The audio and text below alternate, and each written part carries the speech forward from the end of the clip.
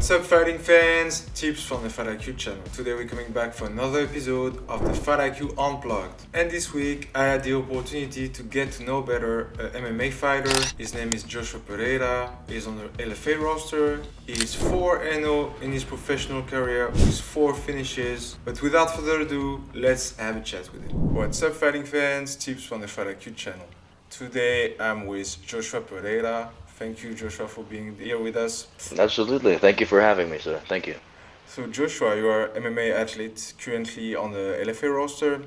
You have a professional record of 4-0, all finishes, and you're representing Immortal Martial Arts. Could you please share with us how you first got involved into MMA? Yeah, of course. I started off with karate when I was really little. I'm originally from Honolulu, Hawaii, or Kailua, Hawaii. I moved out to Columbus, Ohio about 6 years ago. Before even that, after karate when I was younger, kind of took a little break from martial arts, focused on school and other extracurricular activities. And then I fell back in love with fighting, watching Anderson Silva, Mark Coleman on Spike TV, and all the old MMA fights and Pride. I actually got back into, training with capoeira. And then I started training judo in high school. I only competed my senior year, but I was always hanging out with the judo guys. For Hawaii, particularly, a lot of the high schools have judo season right after wrestling season. I should have done wrestling, but hindsight's 2020. But still working on wrestling now. I then moved to the mainland, to Ohio. I was originally supposed to get into try and get a boxing match in the Arnold Classic, which is a big sports and sports festival. Powerlifting, tons of different types of sports. They had boxing, and I was trying to get into it. I did some boxing here and there. I played around with jiu-jitsu. And some other martial arts back home. And, I was running through the snow thinking I was Rocky Balboa, never seeing snow before. And then I got hit with pneumonia pretty badly. So that kind of took me out of it. And then I started working at the restaurant that I currently work at now. And I kind of fell out of love with it, started partying, started drinking and stuff. And then one day after an Arnold Classic event, me and a friend of mine at the time helped set up an American Ninja Warrior obstacle course for the Arnold Classic that year. And then right after that, we went to a bar called Rude Dog. And first person I see going in there out of this big crowd of people, I see Matt Brown right there, standing right there. And he was there watching the fights. It was Anthony Smith and John Jones fighting for the 205 belt at the time. And he was like advertising his Immortal Martial Arts Center. And I was, that itch started again. And a couple hours later, a couple drinks later, we all hear, "The champ is here," and Israel Adesanya walks in. Whoa. This is he had done a press conference in Cleveland, or somewhere in Ohio, and he was making his way back to the airport, and he stopped by Rude Dog, which is insane. And the tallest guy in the room, I ran up to him, and he had 2 double rum and cokes in his hands, and I was just like shaking. "Oh, can I have your autograph?" That kind of stuff. Took a picture, and I remember he was walking away, and I started talking to him and stuff, and he, my martial arts journey, and where can I start? And he points at Matt, my current coach, Matt Brown. He's like, "That's how you get your foot in the door. That's where you start." And took my fight on a week's notice after being at the gym for only a week, and I lost my first amateur fight, and it just lit a fire in me, and it still burns, and it burns stronger and stronger every single fight. And here I am, however many fights later, no losses, and I'm just gonna keep getting better. And yeah, that's my story so far. So far. Pretty awesome to take a fight on a week's notice with a week only of training. I think that's pretty amazing. It's I It's just, fighting is just standing and banging, Yeah, it's like a scrap, but there's so much more behind it. Didn't know of about course. wrestling. I didn't know about the clinch or anything now, but I'm still learning every single day and getting better every single day. And I look back at that my first fight is like, hey, that if that didn't happen, I wouldn't be here, Yeah, that's part of the journey. Yeah, absolutely. So, as you said, you're originally from Kailua, Hawaii. Um, Hawaii is a state that produced a lot of great fighters, BJ Penn, Max Holloway, to only name the most famous, maybe. Would you say that it was an influence in your fighting background, the fact of being Hawaiian? Uh, I always grew up watching BJ Penn. I'd always go into the UFC BJ Penn gym in Waikiki. Even when I go back and visit my friends and family now, I go train over there. Sometimes he comes in. And of course, Max Holloway. Did you see what happened at UFC That was 300? that was amazing. um, uh, I would like to, edge myself into the history books as one of those guys, but I've got a long ways to go, and I a lot of people call me, oh, that Hawaiian fighter. I know I'm born and raised from Hawaii, but I'm half Filipino, half Portuguese. I'm Hapa Haole, that's what they call us, or me out here, back home at least. But I'm proud of where I'm from. I'm proud of the culture that I'm from, and I will rep that till the day that I die. You can take the boy out of the island, but you can't take the island out of the boy. I'll give my aloha, my love and respect to every single person, but once there's a name on that contract and once that cage door is locked, Yeah. it's time to have fun. And did you have inspiration? You mentioned Anderson Silva, BJ Penn. Did you have other inspiration to? Yeah, Anderson Silva, BJ Penn, even more so Max Holloway now. Yeah. I always had like little, always try and have that high intensity, high pace match. I always look up to Peter Yan. Yeah. Great guys. Watching some of the greats. My coaches Matt Brown and Mark Coleman. That you Yeah. can see that their style is heavily influenced my style as well. That's what martial arts is after all, or mixed martial arts is Yeah. taking in what you need and getting rid of what you don't need. And everything that I've taken in from all of those guys, it's a great influence. I can imagine. By the way, could you? Yeah, so, as you mentioned, you're now part of the Immortal Martial Arts Center in Ohio under Mark Coleman and Matt Brown. Was it the first MMA gym you ever walked into? Um, in Ohio, yes, I've gone and trained back home. But yeah, it's the first and only MMA gym I've really stepped into. I cross train with a lot of people. Yeah. Josiah Harrell and Jaden Maddox out of Grove City. And I go to Ronin Martial Arts or Ronin Training Center. I go to Stout over in Pittsburgh. I used to cross train a lot with Adamus. I used to even teach there. Oh, Strong style. It's always good to test your tools and your style against other others great gyms. Yeah, for sure. absolutely. You can't, but you can test the waters. But I know where my home is. Yeah, no, for sure. All right, always good to have other experience with other type of sparring partners as well. Absolutely. And even when I go back home, going to the UFC BJ Penn gym, going to Hawaii Elite, Gracie Technics. One of my good friends, Alan Liu, actually trains with Max Holloway. I've never met Max, of course, but I hope to one day. But yeah, Would be just great.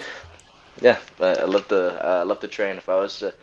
If I had one goal, I would just love to train every single day. But I need money, and Of course. Yeah. so yeah. And could you describe what it's like to be surrounded, I suppose, almost every day by Matt Coleman, Matt Brown? Also, you have some great sparring partners at Immortal Martial Arts Center. Um, how has it influenced you as a fighter, but also as a human being? It's you're surrounded by greatness. You're surrounded by legends. You're surrounded by um, the greats, just being in there training with Matt and having Coleman yell at you, Sprawl, one more minute, and it's already been like 20 minutes, that kind of stuff.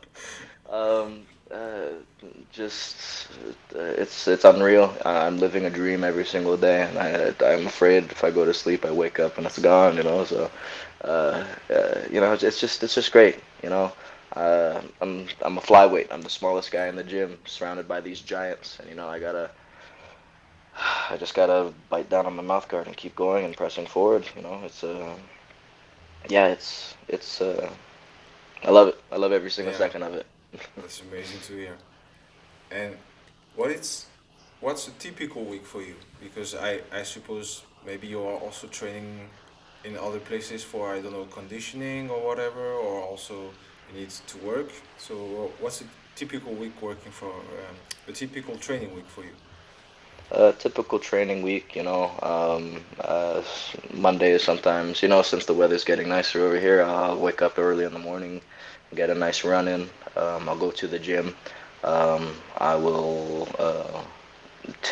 participate and help out with teaching the classes in the morning, Oh, and then I go from 10 to 11 striking.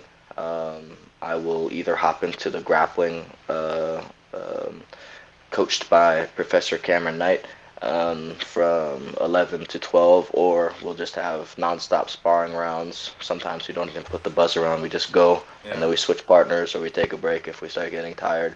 Um, and then get some bike work in, and then I go home, I take a quick nap, or I'll go to work. Then I come back to the gym. I help teach the kids classes. Yeah. I look to be a coach or a teacher of martial arts one day. And if you can't teach a kid how to do certain techniques, you can't teach an adult. I So agree. I agree. that always helps out. And then I go hop in uh, back into grappling and then striking again for another 2 hours, or I'll go to condition. It's just really how my body feels.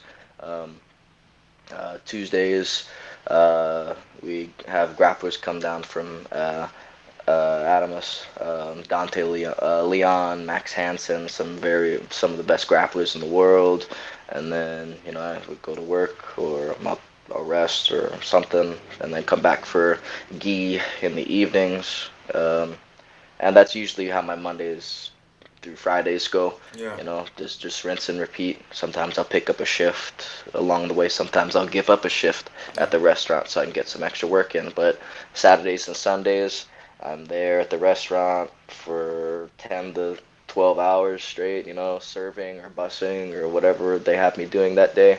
Uh, and rinse and repeat every single week. Sometimes I'll go up to Pittsburgh, or I'll go up Yeah. to Stout on a Tuesday. But you know, and then when I come home, I have my lovely fiance waiting for me, their little dog, and yeah, I wouldn't trade it for the world. That's good. Not for a second, not for a second. A bit of kindness after a rough day, right? Absolutely, absolutely. Best thing to ever, Yeah. always welcome me home.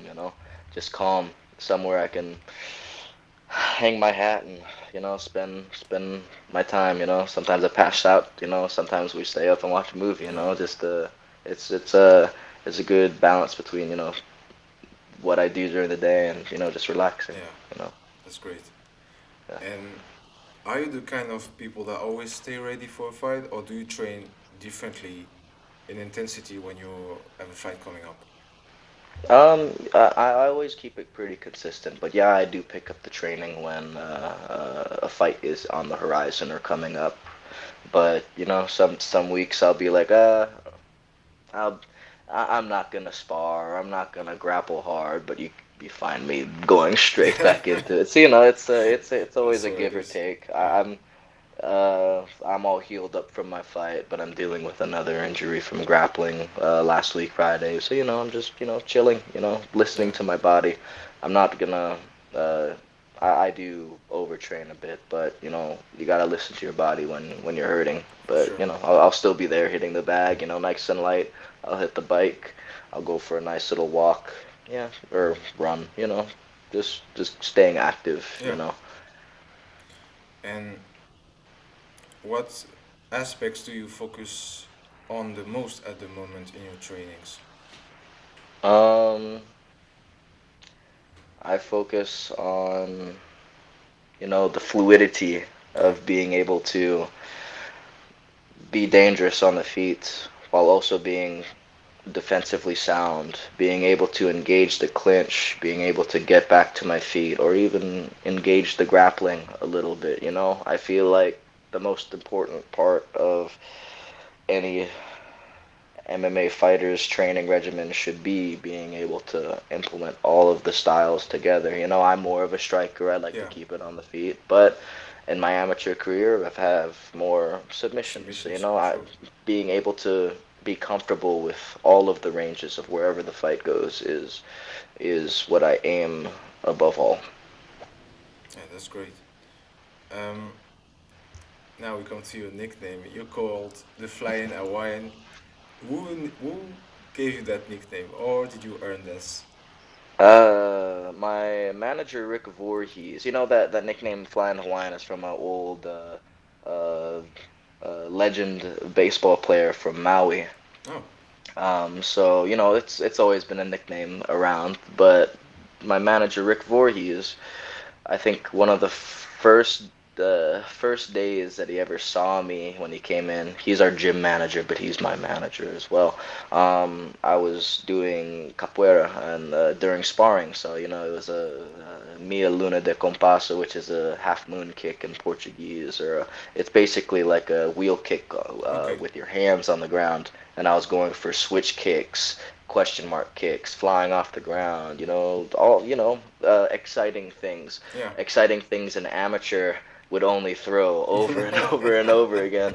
But yeah, he was like, "Oh, flying Hawaiian," and then it just kind of stuck. So, I always think I want to change it one day, but it fits to my fighting style. It fits to my roots, and I'll keep it until something better Yeah. comes along. You know. Yeah, and it's always nice to have a nickname that's chosen by someone else, right? That Absolutely. somebody gives it to you. Coleman calls me the smiling Hawaiian every single day. I'm just always smiling, like giving people encouragement. Just always, like I said before, bringing that aloha spirit with me no matter where I go. Yeah, So, that's whatever. great. Maybe smiling Hawaiian one day. Yeah, why not?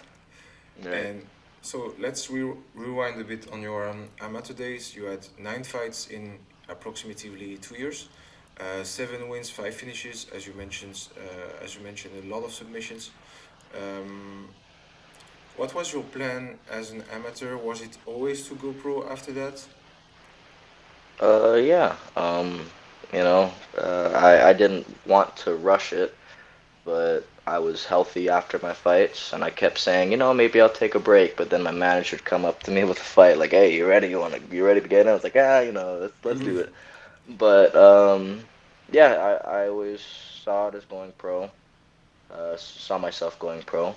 I never thought how far I would ever get, but I just wanted to do it. Yeah, This is the hardest sport in the world, and I want to challenge myself. I want to see how far I get and see how far I can go. And with a with all of the different styles that I fought as an amateur, you got the amateur that's a brawler that's gonna yeah, come in your face immediately. You have the technical wrestler. You have the boxer. You know, just gaining that experience for when I eventually do go pro. And um, you know, um, I wish I stayed an amateur a little longer, maybe, okay, but my readiness to fight and me being consistent in the gym, that allows me to overcome any obstacle, any opponent that I have in front of me. And when my coaches got together after my last amateur fight, because I wanted to fight somebody from the only gym that's ever beaten me, um, and yeah, they all came together and they're like, "I think you're ready," and here I am now. yeah. So when they told you that now you're ready, did you feel ready as well? Did you feel like, okay, then I go pro, it's my time? You know, I even now, I think I should have stayed an amateur a little longer. But you have that little voice in the back of your head that says you can't do it, you're not ready. And when I when you're on when you're on the cliff about to jump into the water, you gotta jump, you know. So I jumped, and I'm constantly getting better, continually working with bigger and better people, and yeah, Yeah. just when I took that opportunity, I knew I had to work a lot hard and challenge myself. And that's why I love doing it so much. I want to keep challenging myself, and like I said before, go as far as I can. Yeah. Going good so far. Good so far. Good so far. You mentioned an aspect which is the mental strength because you say, yeah, that little voice in the back of your head. I think every fighters have this voice. Yeah. How do you keep ready mentally? Um. Uh. Just dealing with it. A lot of people like to hide it. A lot of people don't want to acknowledge it. There's always going to be that voice, that worm in your head that creeps in, even on your most confident days. And of course, he's going to be there on your worst days. But uh, you just gotta pick yourself up, dust yourself off, and go back into the gym the next day. Yeah. Um, and what really helps is having the great minds and the great training partners, all of them. I like to pick my my training partners' brains and my friends' brains. Yeah. How do they deal with certain things, and being able to, just like martial arts, take in what I need, expel what I don't need, and turn it into my own little thing. Maybe I'll block the voice out this time, or maybe I'll charge head first into him. Maybe I'll keep him on my shoulder, but Yeah. maybe I'll tell him shush when he's over here. Or sometimes I just tell him, watch me, watch me. But yeah, it's you just gotta deal with it. You gotta charge head first in your problems, and charge head first into uh, your that negative voice. Yeah. I have now a little test for you, a mental Oh test. shoot. I'm gonna come at you with 10 questions. You have Okay. two answers possible, so try to answer it as quick as possible without too much thinking, and let me know where you're ready. Okay. Okay. Let's go. First one, for your sparring sessions, you prefer technical sparring or full contact sparring? Technical. Yeah. Technical every day. You would prefer LFA card in Ohio or fighting outside the US? I prefer fighting in the continental U.S. right now, but hope to fight outside of the U.S. One day. Cool. You prefer to stick to the game plan or you are adapting to your opponents? Adapt to your opponents. Once you get hit, the game plan usually goes right out the window. So you gotta adapt. You gotta flow. You gotta roll with the punches. You gotta be creative. For your workout music, you prefer something to hype you up or something to calm you down? It really depends on that training camp. I walked out to Ante Up by MOP, which is like super hype. Yeah. But my early amateur career, I walked out to Return of the Mac by Oh, Mark Morrison. So a little a bit little of bit of, everything. yeah. For your career aspiration, are you aiming for a specific organization or you go wherever your path take you? I'd like my path to take me to the UFC, but small detour and get that $1 million check for PFL would be pretty cool too. Also pretty cool. Or 2 million, 2 million, however many millions. Yeah, it's one. Yeah, if you keep winning, you keep earning millions. So, you prefer a fight for the LFA title or a fight in the Dana White Contender Series? Ooh, that's a hard one. Yeah. LFA title, All and right. then I will earn my shot in the UFC. Great. Regarding fight pay, you would prefer having more show money or a better win bonus? I would say better win bonus Mhm. because I want to earn it. When you're not fighting, are you watching fights or are you completely unplugging? Oh, I'm watching fights, bro. Yeah, Yeah. Well, it depends. Of course, I yeah, don't watch 300, yeah, but of course. sometimes like I'll go to a movie theater, chill. I don't know. But you're not unplugging from the MMA world. You still watching it and Yeah, following it. I still got my toes in the pool. Yeah. After a fight, you prefer chilling, spending time with family or friends, or you go back directly at the gym? Oh, bro, you should have seen me. Right after the fight, I told everybody, "Oh yeah, I'm gonna chill for a little bit." I was right back in on Monday. That's your way to chill. But then it's like my body shut down. So I was like, oh, I need to chill Yeah, you now. need So I got it. really sick. So it's uh, yeah. Then I just spent time with my fiance and family. Yeah. Last question. This one I cheat a bit. What would you be if not a fighter? Ooh, I'd probably be uh, probably a construction worker or something like my brother and sister back Okay, home. Yeah. cool. So that was it for the little test. You did great. Sweet. Thanks for keeping it real. Now let's go to your professional career, which is still recent but pretty busy. You started your professional career in January of 2023, so less than a year and a half ago. You started on the Ohio regional scene, Ohio Combat League, and you started your career with a win versus Greg Spearman, round two, rear naked choke. So that's a submission game you were talking about. Hmm. How did it feel to get that first pro win? It's like a weight lifted off of my shoulders, you know.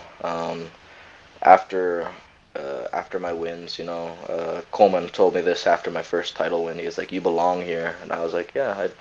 And after every single fight, I always whisper that to myself: "I belong here. I belong here," and that just cemented that. He was a tough guy. He stepped on relatively short notice. Yeah, He was tough. He was tough.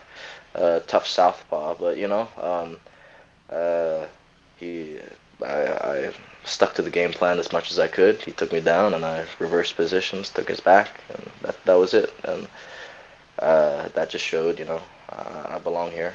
yeah, He didn't have the best record, and but I still give him all of the respect for stepping in on however many weeks' notice that was, because I was getting ready for somebody completely different. But yeah, yeah. it was a good test.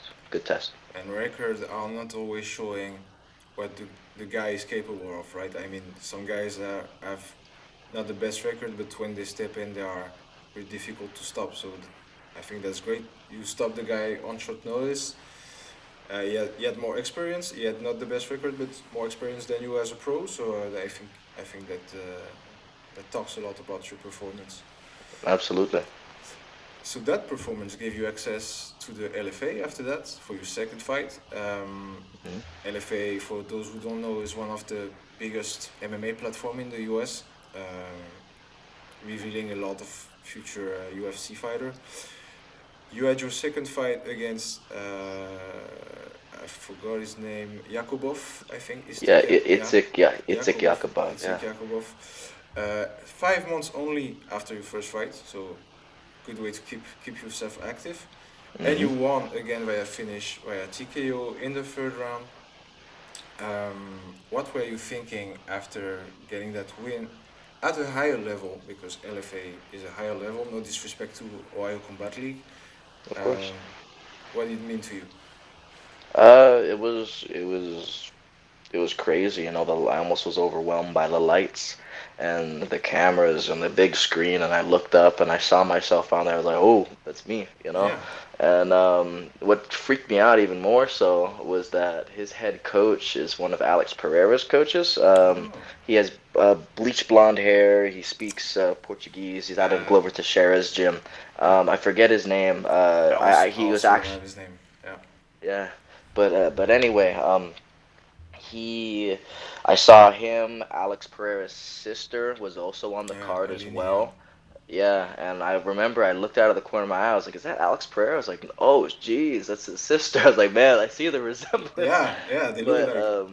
yeah, it was crazy, the hotel was awesome. The weigh-ins were really cool. Everything was just so much more professional, so much more so much more than I even expected, you Yeah. know.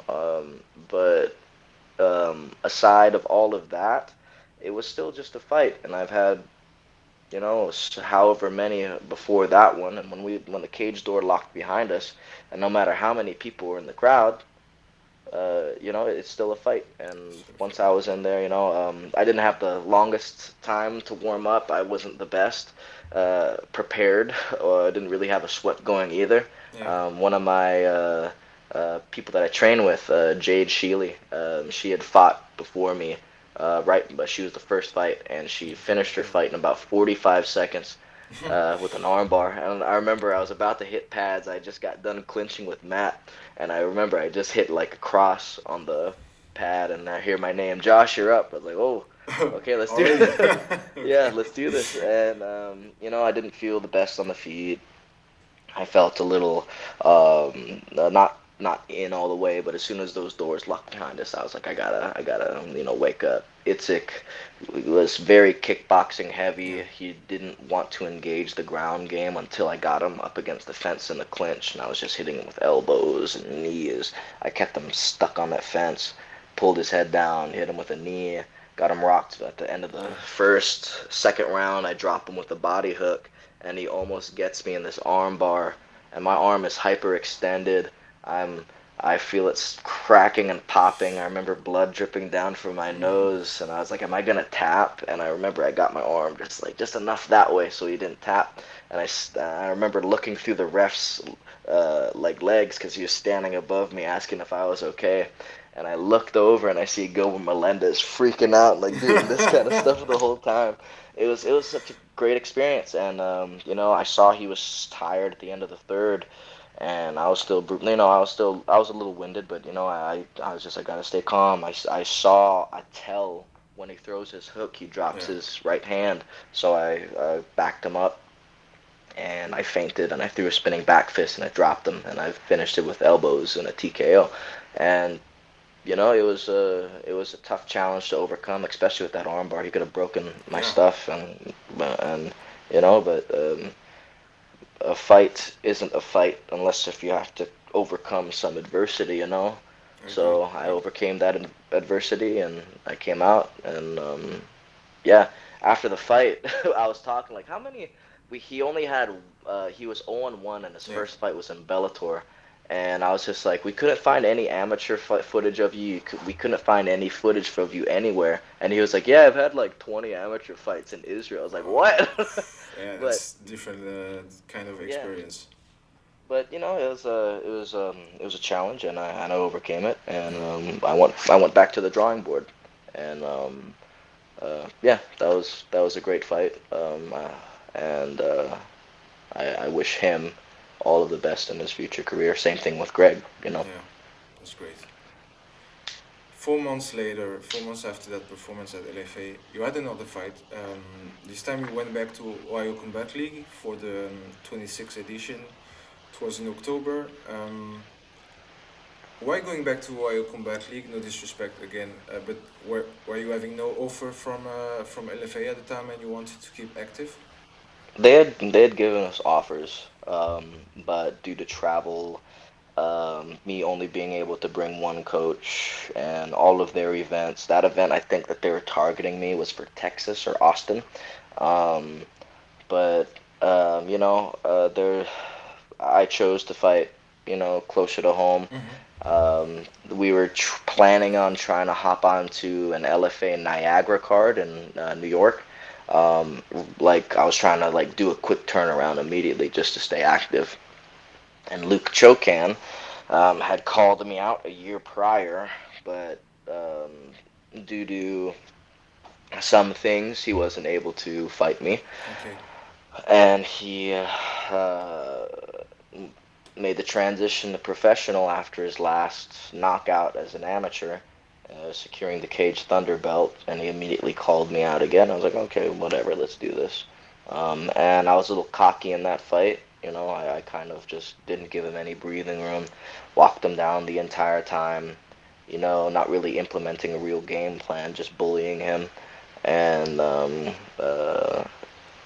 you know, uh, I got hit with a spinning back fist because I was just a little too close and a little bit too overconfident Yeah. in myself. It dropped me to my butt. I got back up. He threw a rear roundhouse, and I pulled, and I saw it coming right across my face, just right out of the way. And then he threw a push kick right after that, and I went to catch it, Yeah. and it came at a weird angle, and I just popped my thumb out of place. I don't know if you can see it on the camera, but there's a little scar right on Yeah. top of my right Yeah. hand. Um, uh, Completely ripped the tendon on my Oh. bone, and I felt something was wrong. I had him in the clinch. I was throwing knees, and I started getting out of that little trance that I was in, where I was just thinking in my head, oh, I can beat him so easy, beat him so easy. But even a cornered animal is more dangerous than ever. That's So true. I took a step back. I started cutting my angles, switching stances.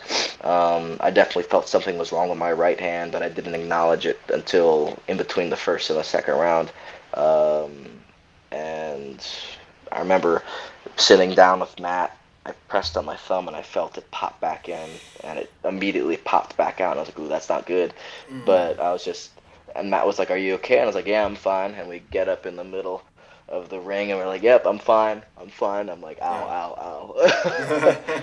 But I drop him with the right hand um, in the second, and I finish with ground and pound. And if anything, that fight was one of my more important ones because it told me, don't look for the finish.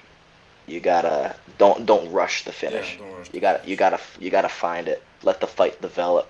You can't just rush in blindly. With the blinders on. You gotta relax. You gotta stay calm and pick your shots. And after that fight, I had to get surgery, and I was out for a bit. Yeah. And I was in a pretty down spot. Uh, Taking medication just made me feel real down, man. But you gotta, like I said before, with that voice in your head, after listening to that voice and it keep pushing me down, down, down, and down, I just kind of said, and as soon as I got my pin removed out of my hand too, because after the surgery they had Yeah. to Okay. reattach it and then keep the thumb in place so it healed. But as soon as my pin was out, and the moment that I got the okay Good to train. even hit the bag, I was already back in the gym. Yeah. Yep. Of course. Because what else am I gonna do, Yeah, yeah, right. I mean, for someone like you always at the gym, I think I can imagine it must have been a really downtime, not being able to be there and being with your teammates. So Yeah, I and feel it. even with my hand in the cast, I was still at the gym working on my jab and working on my head movement, working on my kicks, but even doing the sprints at the dam that we always do. But it's just you got you if you have a problem that you can't fix, Yeah, do what you can, So I worked on everything else. yeah, that's good. That's good. No lost time. Yep, yep. Now we're coming to your last performance, which was March 29th. It was in Louisville for LFA 180. You faced JC Martinelli, which was, I would say, your most experienced opponent in your career until now. That was your first fight on the main card, and you won it via TKO. Great finish, to be honest. I really loved that fight. That was maybe my favorite fight in that card. Thank you. Um, do you think it's your most accomplished performance? Yeah, I think so. I was overcoming quite a bit of adversity. I had that voice was even louder, you know, um, and it being in Louisville, Kentucky, and me being, and not just me, but so many people around the world being a fan of Muhammad Ali, there's no way Yeah, I could have missed that opportunity, Before the fight, I went to Muhammad Ali's grave, paid my respects, left a little token of my appreciation to him, prayed, had just spoke from my heart, and, that gave me power. They gave me, uh, just something, Yeah. and I carried it into the cage with me. And I think my performance shows of the training and dedication, and maybe that little bit of the float like a butterfly, sting like a bee. And it was everything just clicked. Everything fell into place. I saw all the shots. I still got tagged a couple of times, but Yeah. um, everything just flowed. Everything was the faucet was on. It just kept flowing. I saw my opportunities. I found he was a very tough wrestler, and I was able to Yeah. counter all the wrestling. And the moment I was able to counter the wrestling, I just said, let's keep it on the feet. He wanted to stand and strike in certain occasions, but I remember at the closer to the end of the first round, I was almost like astonished with all of the damage that the strikes that he was taking. Mm.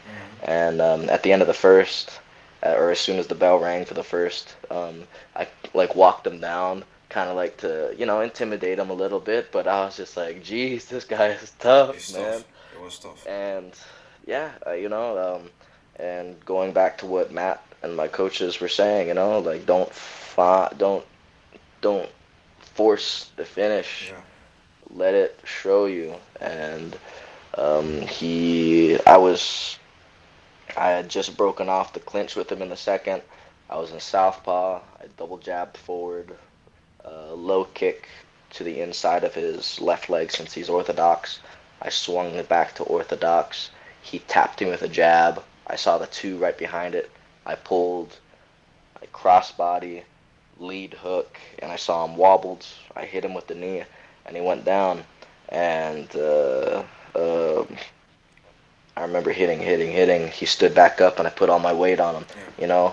and stood back up, and I finished it with a body hook. Just everything just flowed into each other. It was almost like it was rehearsed, or it felt like it was rehearsed because I've been in so many different positions with different fighters, and the same outcome happened, or Yeah. same the training partners, of course. And Bruce Lee always says a fight should be like a play. It should be almost rehearsed, and it just everything, all the pieces fell into place, and it just. I couldn't have pictured it even more perfect. Maybe if I had finished it with the wheel kick in the first Yeah. round, maybe that would have been even better. But yeah, it's just and uh, I'm just gonna work on sharpening the tools, sharpening the knives, and hopefully I will get even more Yeah. fights and finishes like that, or maybe even more in a spectacular fashion. It was spectacular, even though maybe it was not as spectacular as the world kick. I mean, Yeah. that was a good striking, clinical performance. I really Sure. appreciate it. I myself was more striker than a wrestler, so I really, really liked what I saw. And something comes to my mind now. You seem to have a really good analysis capacity because you are reviewing your fights as we speak, and you seem pretty clear on what happened every time. And I mean that's huge because a lot of fighters, they don't even remember what happened. You say, oh yeah, Yeah. I won, oh yeah, I did this, oh yeah, I won. And you're still able after quite some time to remember what you did. How did you adapt to? So I really shout out to your analysis capacity, man. It's Of course, awesome. thank you. It's I don't know. After my fights, I have pretty photographic memory. Yeah, I can pull the things. I almost focus on more of the stuff that I didn't like that I did myself. Everybody likes the oohs and ahs, but there's things that I see in my performances and my fights that I'm like, I'm not a fan of that. I need to sharpen up on that. I need to do this and I need to do that, and I'm back in the gym. Like I said, sharpening the yeah. tools, getting better. No. On an other point of view, so that was debut on the main card for you at LFA, first main card fight. Mhm. Could you say that you are feeling more recognition from from LFA organization, but also from the fans? Yeah, I had a couple hundred new followers, on Instagram, Always and new good. people reaching out to me. Yeah, yeah, yeah. But Above that, I let my performances speak for myself. I don't like to, I love to have interviews. I like to talk about like the training and the fights. But I'm not very boastful of myself. I recognize the things that I do well, and I just like to sit back and enjoy those and have a good conversation. Yeah, I'm that's not going cool. to be boastful, but yeah, I feel like I'm slowly getting the recognition I would like. Not that I deserve. Not saying that I deserve. Mm, But it's it's welcome, and I just above all, I just look forward to the next one. yeah, that's great. Look, so now we can talk about looking forward. What would be your aspirations within LFA or even further? I know you mentioned going to the UFC someday, but Yeah, of course. what's on your mind right now? Um, there. I'm looking to fight for LFA in August, Okay. closer to the end of summer. Um, but we'll see. Maybe I'll. There's a couple of grappling tournaments that I'm interested in. Maybe even doing a one-off and professional kickboxing or something. Oh, Just that'd be cool. just staying active. Yeah. But yeah, we'll see. I'm mainly aiming for August. It's a pretty big card. Can't really talk about it much. But yeah, I'm looking for August. And within LFA, would you say you're aiming for that title, for the flyweight title? Yeah, absolutely. I remember after my first time fighting for LFA, they had the belts at the like souvenir table or Yeah. the gift shop or whatever. So I picked it up and I draped it over my shoulder, and my family took pictures of it with me one day. And I still look at that because I'm when I set my mind to something, Follow it. I will follow it, and I will hope to be fighting for that belt next year, or maybe with a outstanding performance here in my next outing against a very tough opponent. Um, Maybe even sooner. Who knows? Yeah. But I just having fun along the way. It's not about the destination. It's about the journey, and I'm loving every single second of it. That's awesome. I really think that you have one of the most difficult division in LFA. Clearly, I think the flyweight division from LFA is stacked. You have some great people there. Uh, just seeing the interim champion right now, Igor Siqueira, I think those guys are really great, and I hope to see you fight against those guys soon. Yeah, thank you. Igor. What's his last name? Igor. Well, the current interim Siqueira, champion. yeah, Yeah, Siqueira, he was at LFA 180, yeah, and I didn't meet him personally, but just being even you saying uh, that, I'd love to. Not being cocky or anything. I'd love to just be in that octagon with him and no, for sure. you know get give a great performance. A good war.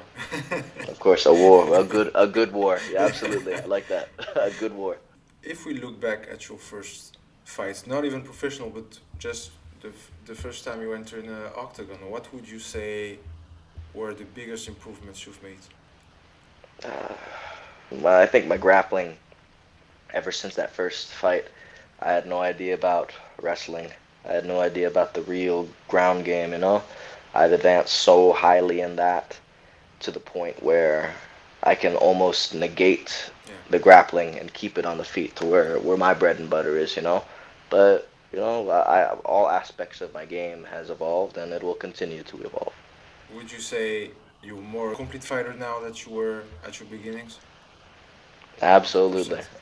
Absolutely, I didn't even know how to shoot. I was pulling guard. Like if you look at the if you look at the interview that Coleman was saying at LFA 180, he was like, yeah, at day one he was pulling guard. I was like, yeah, I don't really do that anymore. It's still uh, depending on the position, of course, I'm in, but I look to immediately shoot back up to my feet now. I'm not gonna chill on the ground, especially heel hooks and knee bars and ankle It's locks are nasty. very important and nasty weapons. But if I am even off by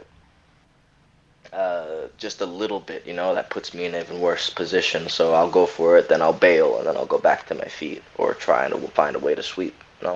But yeah, just constantly evolving. And I mean, you're still really young for in your professional career. I mean, there will be a lot of evolving again, but I think you are on a great path. As we wrap it up, because it was actually my last question, would you have anything to add for your fans, for organizations, for your sponsors, whatever? Yeah, of course. I'd like to thank my team, Matt Brown, Mark Coleman, Shane Nietzsche, Professor Cameron Knight, Jimmy Lobo, Harrison, Corey, my sparring partners and my training partners, Killicam Jenkins, Miles Robinson, Jaden Maddox, Josiah Harrell, Muscle Hamster, Adam Marcour, Lucas Siebert, the BJJ Immortal Brazilian Jiu-Jitsu competition crew. I wanna thank the boxers over at Pilgers that give me freaking great rounds in boxing. I wanna thank my sponsors. My boy Cisco, go follow him at Dope Soul Tattoo on Instagram. Immortal Coffee, Immortal Meals, Immortal Diet Optimization. My friend Eddie Rovac. Aloha Beef Chips, and I want to thank my family in Hawaii, my fiance that's sleeping upstairs, and I want to thank you for welcoming me onto your show, brother. Thank you, appreciate you. It was really great. I had a great time. Me too, me too. I will be really excited to follow the following of your career. I think you have a great future. Thanks again for joining us. As you say, it's late where you are, and I took a bit of your sleeping time. That's all good. I'll sleep in a little tomorrow morning, but I'm still gonna work just as hard, if not harder. Yeah, I had a great time. I will put your socials in the description. People go follow him. I think is the future of the flyweight division. So go give him a boost. And until then, take care. Thank you so much, Joshua. Thank you so much. Aloha, my brother. Thank you. Take it easy. Have a great night. So that was it for today's episode with Joshua. As you can see, he's really driven and focused on his goals. Great fighter and great human being. I will put his socials in the description so you can give him a boost and follow his career from now on. He has a great future and I'm sure you will hear his name soon. I will see you in the next Fight IQ show. Enjoy the fights!